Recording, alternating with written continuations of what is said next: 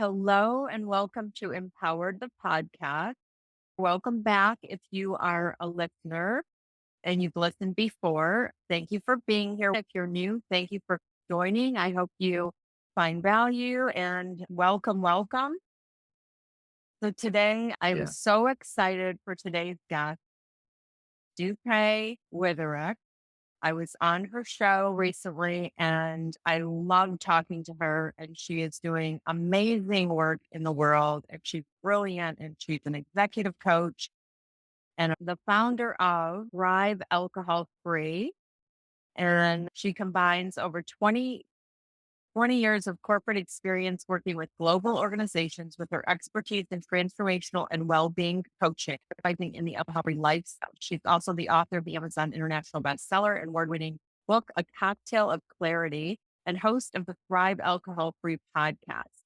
Dupe is also a judge on the World Alcohol-Free Awards, and she helps clients reach their full potential through mindset shift, behavior work, and powerful questioning, guiding them to manage stress, set meaningful goals, and gain clarity, passion, and purpose. She has a method, Thrive AF method. Dupe integrates mindset shifts, EFT, breathwork, human design to foster resilience, emotional intelligence, and lasting transformation. Her coaching is rooted in empathy and compassion, providing a safe, non-judgmental space where clients can transform personally and professionally. She's also a marathon runner, a yoga practitioner, and has climbed Mount Kilimanjaro for charity. Wow. Welcome, Dupe, to the show. Thank you for being here. I'm so excited for this conversation because, as you know, I am alcohol-free also, and I just love what you're doing. So thank you for being here.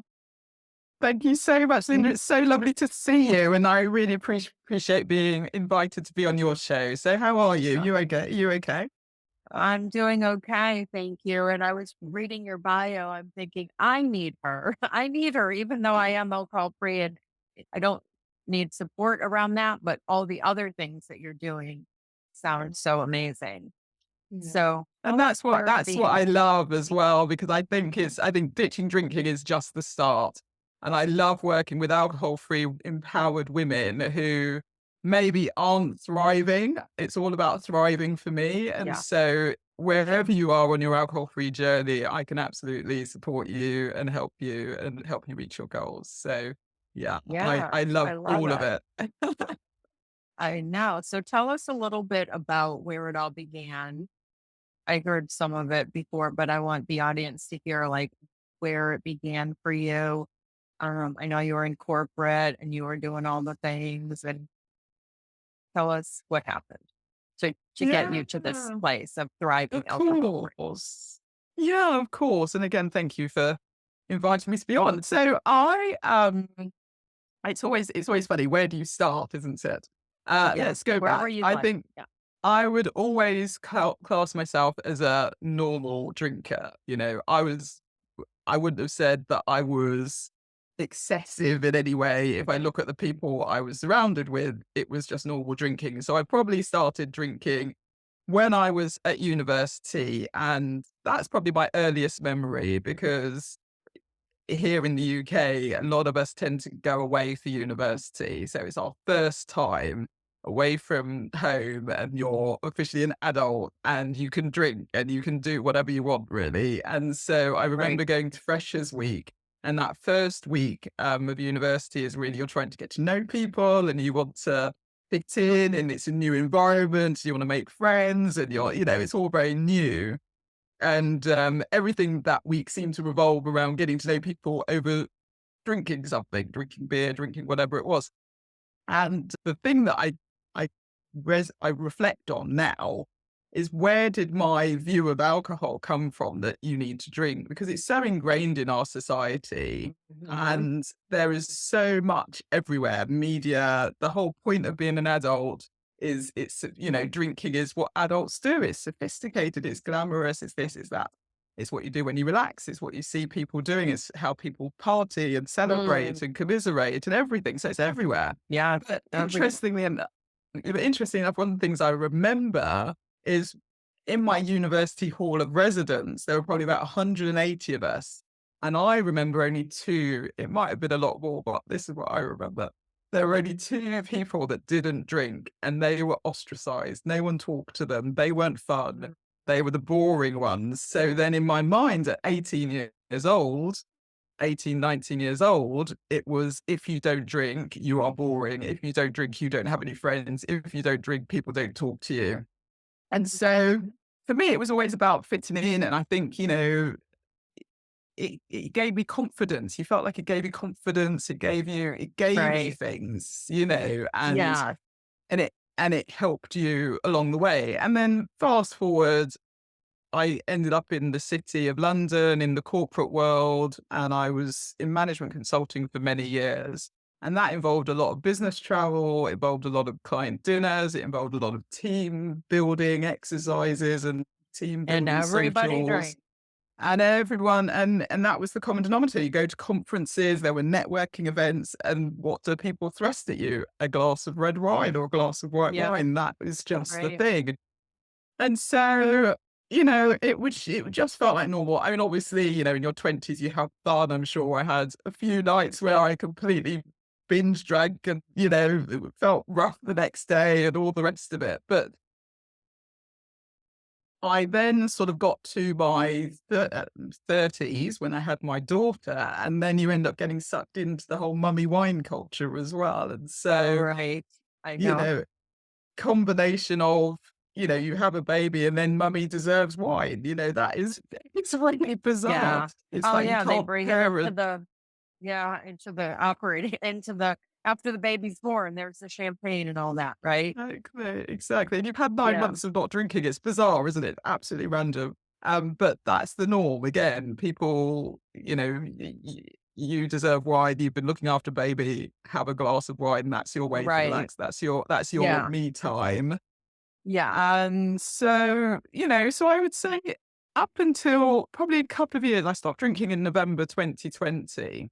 But maybe a couple of years before that, I was getting to the point where I was beginning to think, I'm not enjoying red wine. I can't actually drink heavy red wines were my thing. I loved like Malbecs and Riojas and all of that. I lived in Spain for a year, so I became this wine connoisseur, and I really liked heavy red wines. But I realized I'd have a glass, and it just didn't settle on me.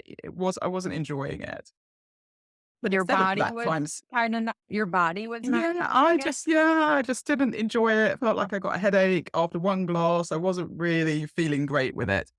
So the thought of not drinking didn't cross my mind. It was just You that was are never you that was yeah. Are you spiritual? Do you think that was the beginning of the message with the inner voice, the whispers yeah, that are like, "Oh, definitely. we have a plan for you. We have a future plan, and we're gonna start with the wine not tasting good," or, that's so interesting. Yeah. Yeah. So it started with the wine, like, just disagreeing with you, basically. Yeah, exactly. And then I ended up going on to lighter red wines, the ones that weren't as, didn't have as much a high percentage of ABV. And then couldn't drink those. So then I thought I'll go on to the white wines. They might be better. And it got to the point where it was a habit. It was something that I did automatically because you had to drink. That's what you did. And, um, and it And got to the point where I did have that clear nudge, that clear by the way knowing that, yeah, if anybody's watching the YouTube video, this is not wine. I don't drink. This is strawberry vanilla olipop. I'm just saying because I put my sparkling water always in not always, but a lot of times in a wine glass just for fun because I like to. But I just wanted a disclaimer there because we're talking about non-alcohol. But so and go ahead. that's one of the things that I recommend as well. It's all about changing the ingredients, but keeping the ritual. So a ritual is drinking out of a wine glass. It feels like it's an adult drink. It's an adult glass. So it's a great way to trick the mind by having something and then you don't feel like you're missing out. So it's a great thing that you're doing, Yeah, Linda. Absolutely thank you. advocate that. Yeah. Um, so So yeah, go ahead. so anyway, so then it got to the point where I was really getting these clear nudges, niggles, voices. I don't know what they were, just something saying to me, by stopping drinking, there's more to this life than that. But then I probably didn't listen to that for a while. And I tried the dry Januaries and the over Octobers and never really got very far. But then in March 2020, just before you will obviously remember 2020, just before we all were locked down, I managed to climb Mount Kilimanjaro, and did that for charity. And it was an amazing experience. And it really made me think there's so much more that I could be doing. I loved the experience. I learned some Swahili. I was speaking to the guides and hearing all about their culture. And I was really taking lots of photos. I was there. I was in the moment. I loved it. And I Yeah. thought, gosh, I haven't felt like this for such a long time. You felt fully alive. And, Mhm. and I thought, what? There's something missing here. Anyway, I thought there's more. But as soon as I got back down from the mountain, the first thing I wanted to do was have a glass of champagne to celebrate. And then we got home, and a week later we were in COVID. So we were locked down, and that was it. So the whole thoughts of doing something different and maybe making changes didn't cross my mind, because we were all in survival mode, I suppose. We were all trying to Right. work out what was going on. And So it usually wasn't an people are over drinking, overeating when they were stuck home, exactly. right? Yeah, exactly.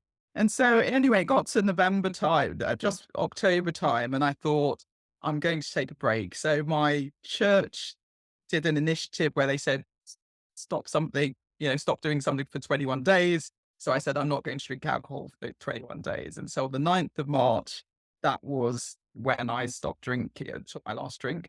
9th of November 2020 was the last drink that I had. But on the 8th of November, because I thought, oh, well, I'm not going to drink for 21 days. It's my last hurrah. I'm going to pour myself a glass of champagne just as a last hurrah, and I'll have that. And I started drinking that, and I felt like physically sick. Like my stomach churned. I'd had a sip, 2 sips maybe, and it Mm. really didn't agree with me. And I got this real sense that Your body truth was will set telling you something. yeah, Yeah. and the truth will set me free came up as well. And I thought, free from what? I don't know. But I had this strong sense that actually this needs to be done. I had no idea what would happen after that, and I was convinced, it was going to be 21 days and that was it. But I was convinced I would do those 21 days. And over those 21 days, a few things happened that made me think, actually, maybe I need to do this for a bit longer. And yeah, it's Like, coming up can 4 you share years. some of those things that were coming in that said maybe I should do this a little longer? So I just seem to be getting all these signs. It was really bizarre. So the first thing I one of the first things that happened was I discovered TED Talks, and I heard all about grey area drinking from Jolene Park. And she's the person who coined the term grey area drinking. And that's all about we tend to think that people are either teetotal, or they've hit rock bottom and they can't drink, and they're teetotal because of religious reasons or because of whatever. They're not, because they maybe hit rock bottom, so they're teetotal, or they're sort of in rehab. And actually, everyone in between is normal, and everyone in between is drinking. But actually, it's a spectrum. So it's that sort of grey area, which all of us are on. 80%, 90% of us are grey area drinkers. And Mhm. actually, you can then choose to take a break, regardless of how much you're drinking, if you think that alcohol is, you know, getting rid of alcohol could help you in some way, physically, mentally, spiritually, emotionally. So that concept of choosing to not drink for me was groundbreaking, because no one decided to not drink. Why would you not drink? It just wasn't. Yeah. I feel it's like a superpower actually, because it's like, wow, you don't drink. Like, I can give you an example. I met somebody recently for happy hour, but I told her in advance I don't drink, but I will have my sparkling water and eat, maybe eat something. And I got there and, she's like, why don't you drink? She asked me. And then later on something else came up. But like it's like she couldn't comprehend that I don't drink. And it was a choice because like she just thinks it's like so unusual. But I think being around me, I intuitively feel like it's now got her questioning, like, why do I drink so much? Like, it just, it's empty calories. I mean, it doesn't do anything for you. Like maybe originally when you were young and you were saying it was doing things for me, it was giving me confidence. It was, making you relax or whatever. But for me, I feel like if anything, it lasts for an hour and then the result after is not good. I mean, it's just for me. And I had a debilitating illness and overcame that. And, I quit drinking at that time for 2.5 years, among other things, to help myself get well. And, why, when you go to the doctor, does it say, do you smoke? Do you drink? How much? It's clearly not healthy for you. And I love marking that I don't drink because yeah. So, anyway, so tell us how, and I noticed, so you're married and your husband doesn't drink either, right? He No. doesn't drink either, but at the time he was drinking. Yeah. Yeah. Okay. So So you he both was stopped. Okay. no, no, no, no, no. So I stopped drinking, and that was one of my biggest concerns because obviously, well, we've been together 24, nearly 24 years. And so we'd grown up together. Our thing was always, anything we did, we generally had a drink with it, date nights and all of that. That it was always what we, when we were with friends, we hosted, we used to host so many dinner parties, and we were known for our sort of generous mix of drinks that people could have, and, making people anything they want to drink. And that was our identity really as a couple, and my identity as well. And so the whole thought of not drinking while he was still drinking made me nervous. Um, but one of the things that I teach and I say to people is it's your journey. It's no one else's journey. You can't force anyone around you to stop drinking. If you've made this decision, you're doing it for you, and you just make it non-negotiable. And that's it. And you just do that and you focus on that. But what tends to happen is you then, as you said, with the person that you met for that, the drinks or that, the dinner at the bar, you rub off on them. They see something different in you. They see how you're changing and they notice. And it's not about telling people. You just end up Right. living it and showing them. And and people start saying, hold on, there is something different. Hold on, what's going on?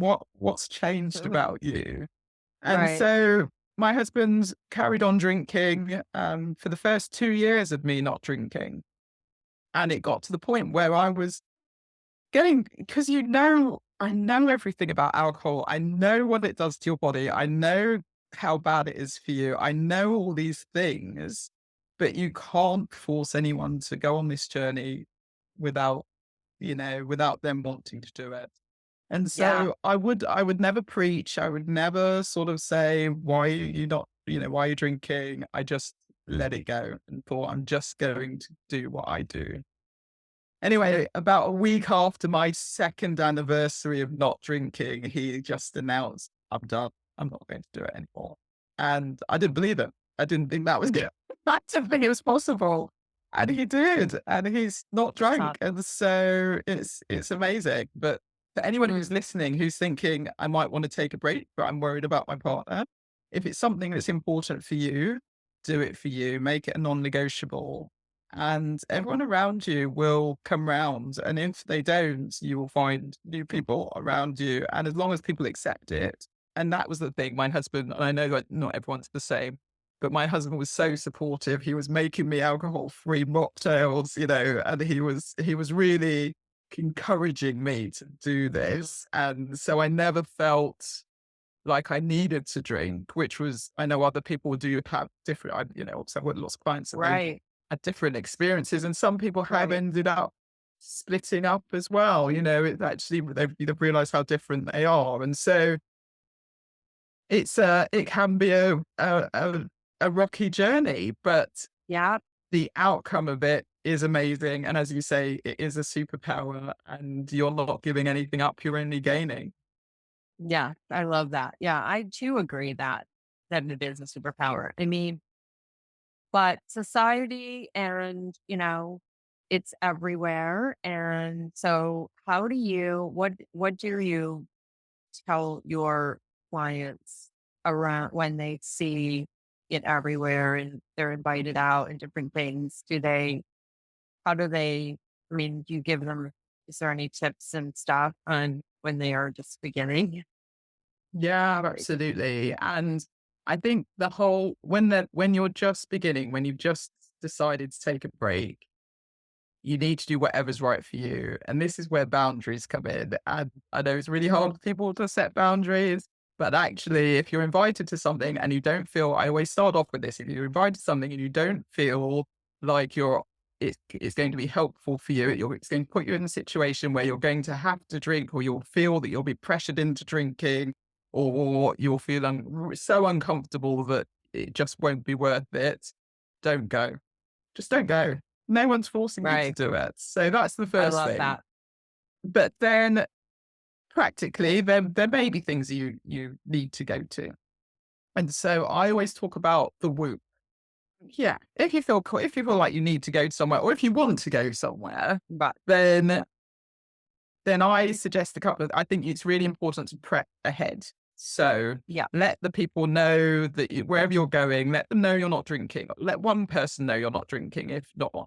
And also maybe check with the bar to see, or the restaurant to see whether they have any alcohol free options. So when you get there, you're going confidently and you say, people say, "What are you drinking?" And you say, "I'm having this," because then it's I not love it. you don't have to say, "No, I'm not drinking. Oh, I'm not drinking today. Oh, you don't need to come up with an excuse. Just say, "Yes, I'd love this drink." That's it. Job Yeah. done. If people then say, "Why aren't you drinking?" Again, you don't have to answer them. You can just say, "I don't fancy it." You could say, "I'm doing a health challenge." You could say, "I'm on antibiotics." You can say anything you want to say that, doesn't Yeah. matter.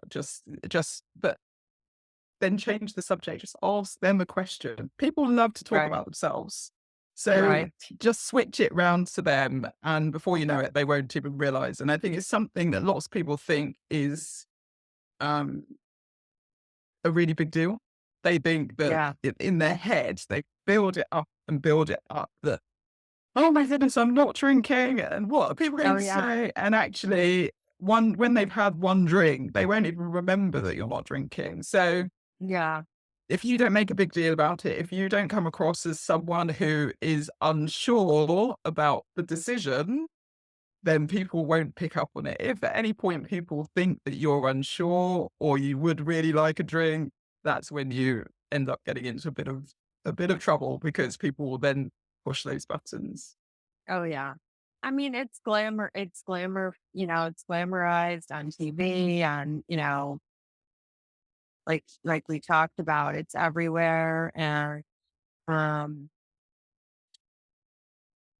so my son doesn't drink, I don't drink. I mean, it's just a beautiful thing, but we are consider it is you gotta be aware that people like in the real estate world, when, I've been in real estate a long time and people, happy hour and, oh, let's go for drinks. And, it's just no, I'll go for lunch or, just switch it up, but these things, it makes you feel like different and you are different and it's okay. Right. It's okay. It's just, you will find your tribe and your people. And Yeah. I remember losing some happy hour ladies because even though I could still go and sit there and have my thing, they still didn't like contact me anymore. And I was happy. It was fine with me. I mean, at first it was kind of sad, but I realized that um it's it's not an environment I really want to spend time in. Like I have a different,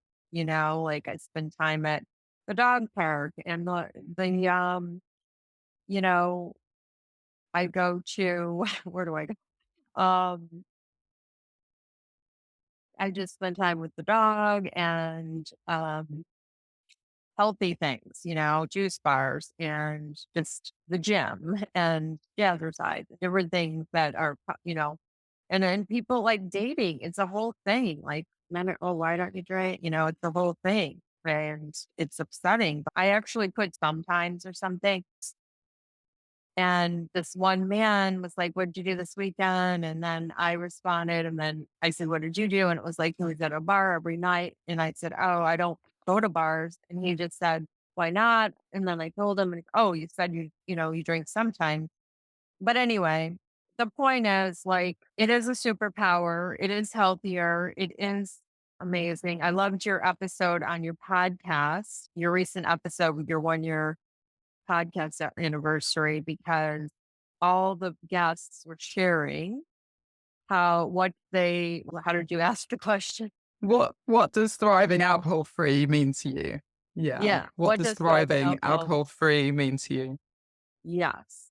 And for me, it's so much. You're just healthier overall, mentally, physically, and you never have to worry about driving home. You never have to worry about anything, you know?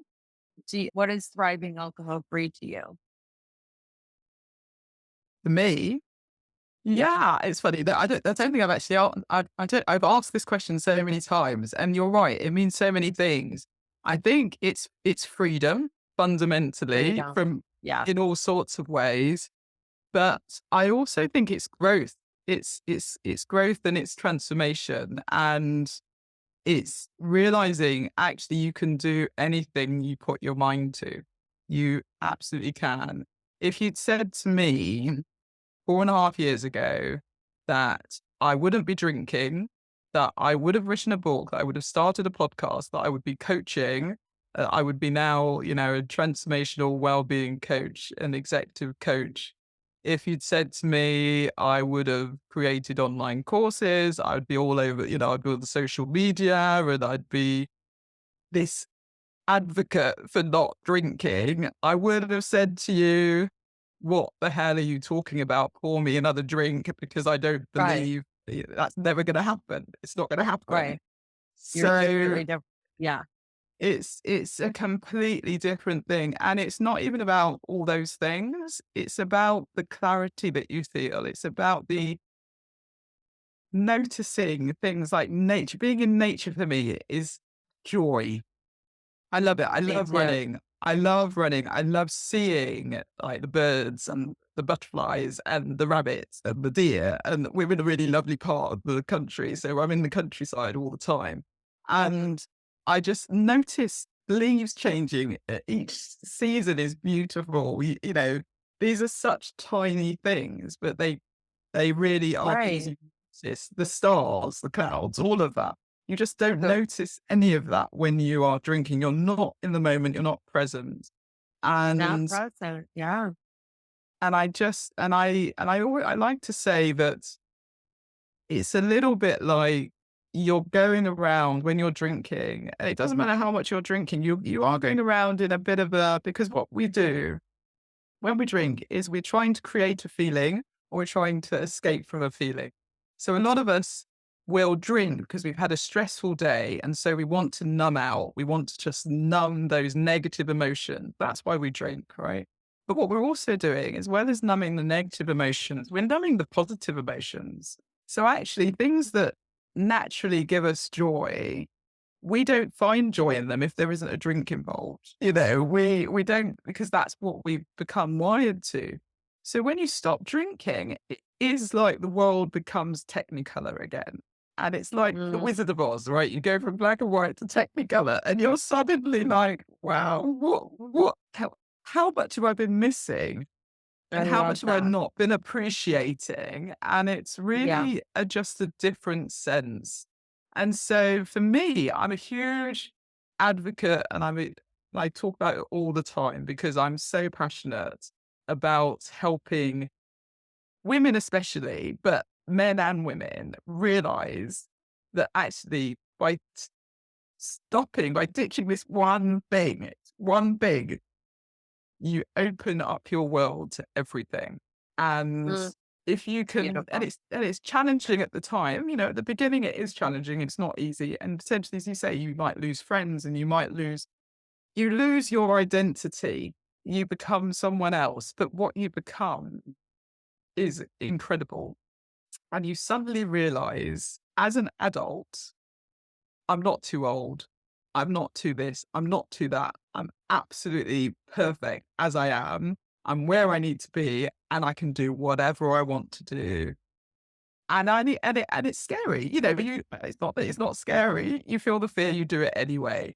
But the likelihood is your life just becomes so much more. And this is I'm saying that as someone who had a pretty good life, prior to not drinking. There was no reason for me to stop drinking. I traveled the world. I had an amazing job. I have an amazing family. We had lots of friends, dinner parties and all the rest of it. Yeah. There was nothing wrong. There was no Right. Right. reason for me to Well, stop drinking. But what comes to mind, yeah. What comes to mind to me is like the somatic, like your body literally was the messenger here to start yeah, all of this for you. It was your body yeah, rejecting it. And that's what this whole thing started with. And then your mind started to also say, your intuition was saying, well, there's something here, And then I just love all of that. I love what you just shared about it is freedom. It's powerful. And there was so much in what you just said that was so beautiful for the audience. So I'm excited to share. But tell us how you transitioned from your corporate world when you stopped the drinking, like, and started the coaching. Like, curious, how did that all come to mm, be? And then the books, I want to hear about yeah, too. yeah. Thank you. So it was all within the first 3 months of me stopping drinking. Like everything changed, and I had a thing at work where I was given some news and I was disappointed, and I would normally what would normally happen prior to me drinking. This was in the November, and prior to me drinking, I would have a few drinks. I would say I'd be angry, I'd be annoyed, I'd be stressed, I'd have a couple of drinks, and I would say, right, enough's enough. They're taking me for granted. I don't enjoy this. I need to move on. The next morning, I'd wake up and I'll be like, I can do something different, blah, blah, blah. And then the next morning, I'll wake up and because I've had the drinks, I feel awful. And I'd be like, well, actually, I'm in a good spot. I've got a good role. I'm really well. I've been in the company for a long time. They are going to reward me eventually. I will get there. So, okay, I won't rock the boat. I'll just sit where I am. And this time, I didn't drink. And that was amazing in itself because obviously it was early days. And so the first thing you automatically do is reach drinks. So I was really proud that I didn't have a drink. But the next day I actually woke up and thought, no, enough is enough. I know my worth. I know my value. I'm open to opportunities. And the moment I said I'm open to opportunities, people started contacting me. People started saying, would you be interested in this role? It was the most bizarre thing. Mm. And I suddenly realized that I had a lot to offer. And so that was one part. And I was headhunted for an amazing role in the January. But alongside that, I was also thinking about what I really enjoyed doing and I really wanted to start. I was reading more. I wanted to start learning more. And I thought I've been coaching and mentoring people for many years in my work. I've done a number of coaching courses through work. And it was always they were the courses I loved. The coaching courses were the courses that I would leave and be buzzing. And I would look at these coaches and I'm like, that's what I want to do. But I always felt like I'm not, I need to be older. I need to be wiser to be like an executive coach, which is rubbish, right?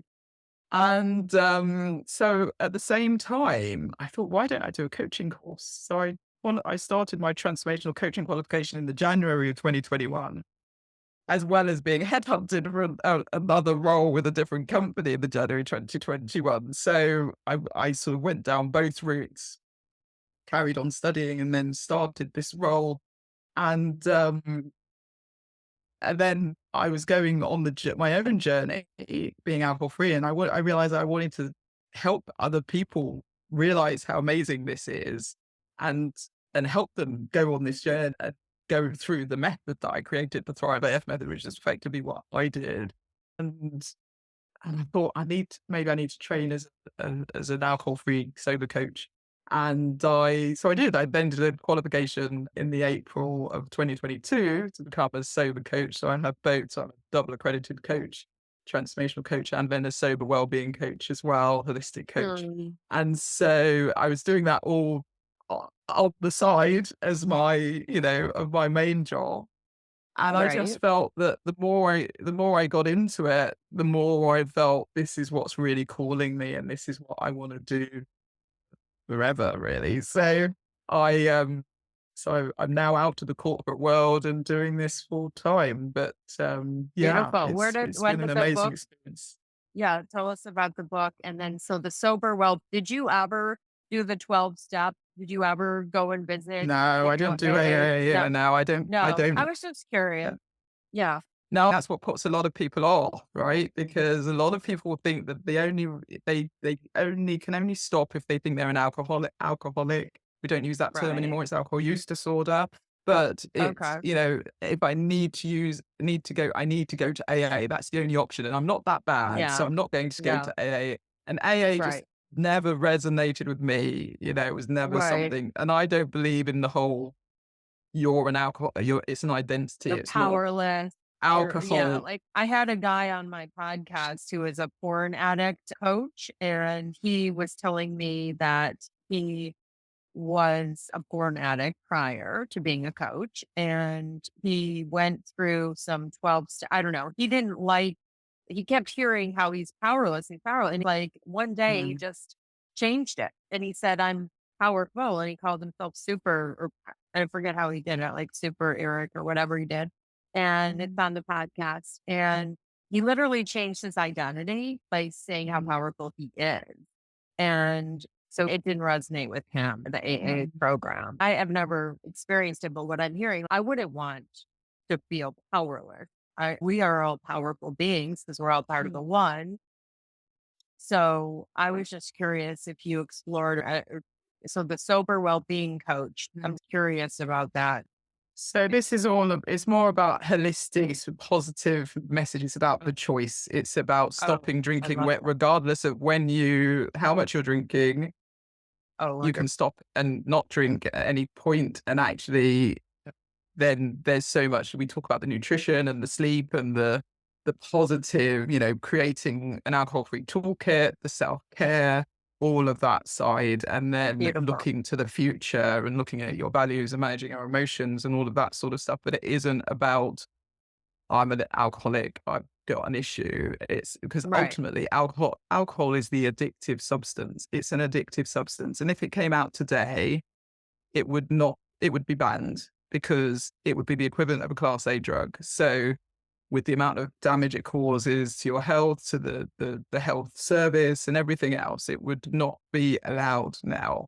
But obviously it's Wow. everywhere. It's It everywhere. And is. It's so, everywhere. It's a big thing. It's a yeah, big that money is. maker. And yeah, it's so well, one thing you do also save a lot of money, by the way, when you're not drinking, like in restaurants. Yeah. Like think about Yeah. it. That's one piece. Yeah. Um, Yeah. I love this so much. That's why I wanted to have you on. So tell us about your book and when you wrote it and yeah, you always be thank you. You're so cute.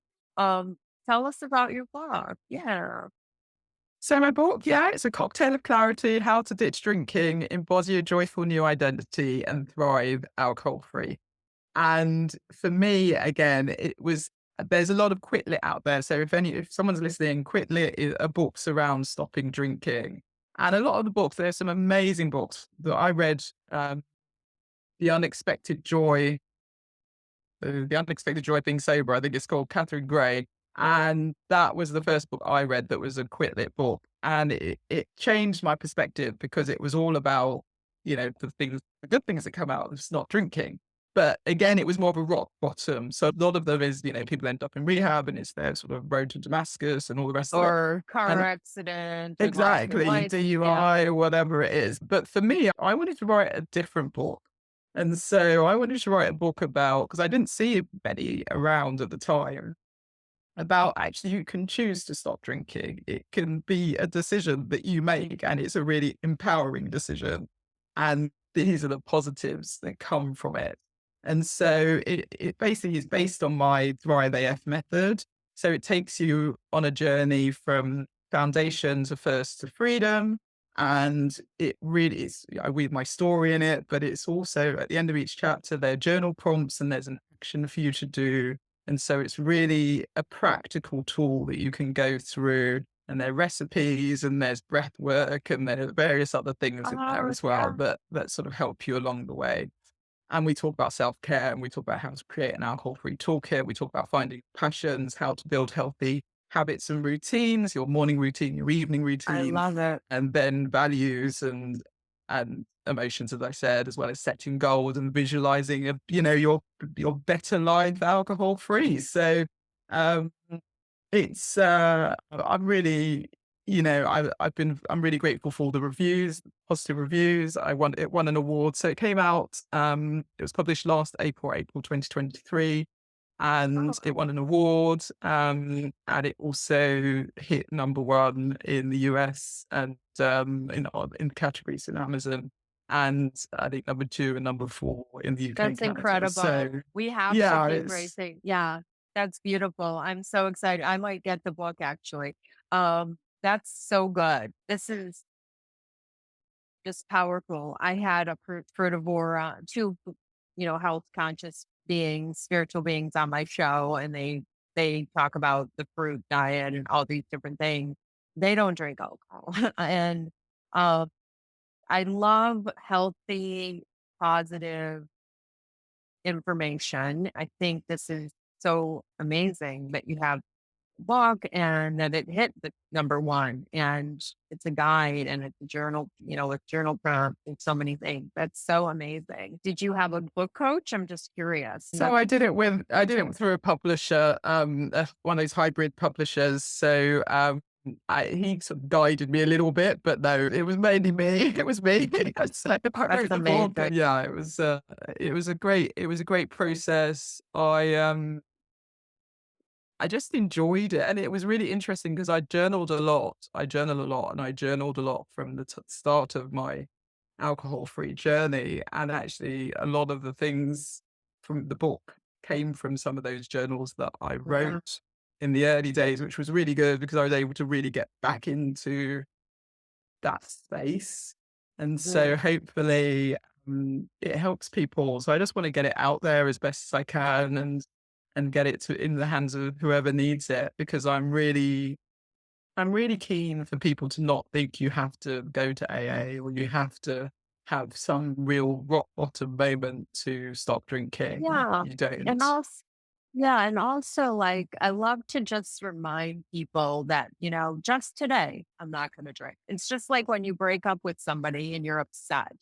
You don't have to think, I'm never going to see or talk to them again. It can be just like, let me get through today. Right. Am I wrong? Like to say that? And they can just Yeah. decide, well, today I'm not drinking. Because some people drink every day and they don't think anything of it. It's just a habit. It's habit. It is But, habit. Yeah. yeah, so I love this So I do encourage. conversation. Yeah, yeah, you go ahead. You're the Yeah, expert. I was just going to say, and I was just going to say, I do encourage people to get a tracker in the early days and actually journal as well, because those two things really think, if you write every day, but you just need to answer a few questions. How do I feel today? What am I grateful for? What's maybe different because I didn't have a drink today? Something like that, Mhm. write something down. But then when you've done a week of that, you can then reflect on it and you can also say, gosh, I've had a week without alcohol. And it soon adds up and you can get all the Yeah, amazing trackers that sort of say how much money you've saved, uh, how much time you've I saved, love how many yeah. days, and then what positive benefits have you found at each of the milestones as well. So Mhm. it's all about, pride. Feeling proud is one of the main benefits that people tend to find, especially at the early days, because you're actually keeping promises to yourself. And so a lot of people talk about moderation and, fine, do whatever suits you. But one thing with moderation I find is that people who say they moderate, my test is if you moderate, you set rules for yourself effectively. So you may say, I'm not going to drink Monday to Thursday. I'm only going to drink Friday, Saturday, and on Saturday, I'm only going to have one drink. On Friday, I'll give myself two drinks, all of that stuff, right? I think it's rubbish, but people do it. And I think that's fine. What I say to people is if you moderate, write down your rules. If you can stick to that for a month, then moderation is fine.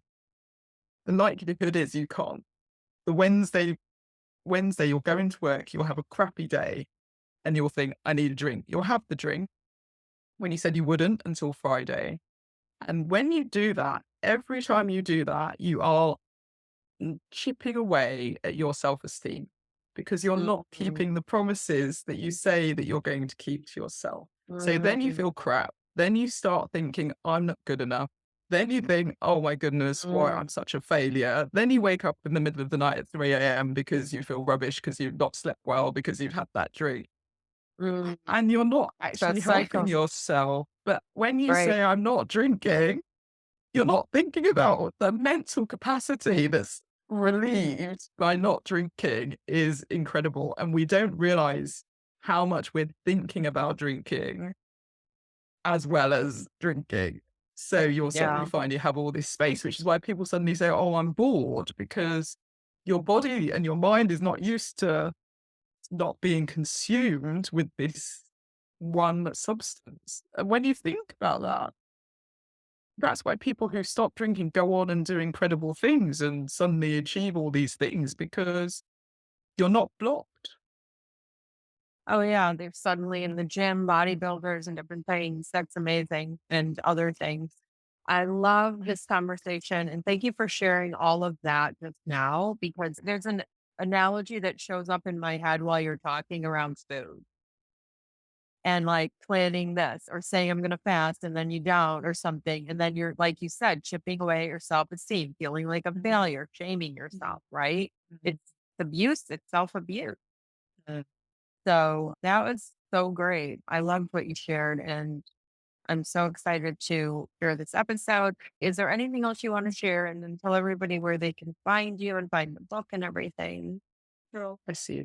Yeah, I think all I say is if you're listening to this and you're inspired in any way, or you're getting that nudge that says, actually, maybe alcohol isn't serving me, maybe it's not, maybe taking a break would be a good thing, do it. It's Sober October at the moment. So it's a great time. You've got a really good excuse. You don't have to come up with excuses. You just say, I'm doing Sober October, and you will be able to, just say that and people will accept that. And so if you want to, if you've been thinking about it, if it's something that's sort of you you feel like it could be a good thing for you, just do it. Because they say the best time to plant a tree was 10 years ago. The next Yeah. best time is today. So why not start today? And by Christmas, by dry January, you'll be there, and you won't need to do dry January, and you'll be benefiting from it and seeing all the benefits. So I love that. all I'd say is do it if this calls you in any way. And then to get in touch with me, it's Thrive Alcohol Free. So my website is thrivealcoholfree.com. My podcast is Thrive Alcohol Free. You can get me on Instagram at Thrive Alcohol Free. And my book is A Cocktail of Clarity, as I said, and you can get that on Amazon wherever you are in the world. So beautiful. Thank you so much. One last question. Where did you come up with the Thrive alcohol free? Was it real natural and easy? It came to me in the middle of the night when I was very unwell, and that's another story, but I was really poorly. I was really poorly, just short so I was in and out of hospital, and I was reading a book called Believe Bigger, and Thrive Alcohol Free came to me, and that was this is what I need to do with the rest of my life. It bizarre. It was I love it. God-given, downloaded. It I just love it. it just came to me, and it's so apt because I really feel that it's all about, as I said, it's not really about the getting rid of the alcohol. That's the beginning. It's what happens next. Then it's the thriving. That's the most important part.